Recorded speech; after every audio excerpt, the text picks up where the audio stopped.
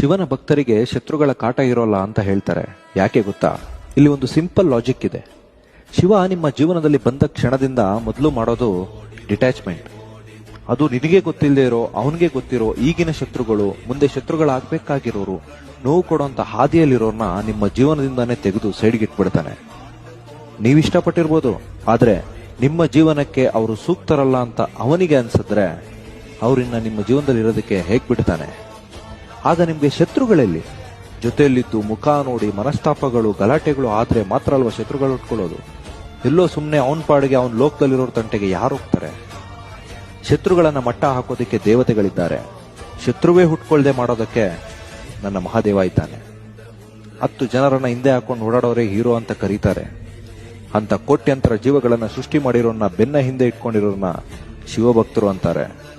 ಬಂದಿದ್ದೀವಿ, ಚೆನ್ನಾಗಿ ನೆಮ್ಮದಿಯಿಂದ ಇದ್ದು ಶಿವನಾಮ ಸ್ಮರಣೆ ಮಾಡಿಕೊಂಡು ಈ ಜಗತ್ತಿಗೆ ಟಾಟಾ ಹೇಳಿ ಸಂತೋಷವಾಗಿ ಹೊರಟು ಬಿಡೋಣ.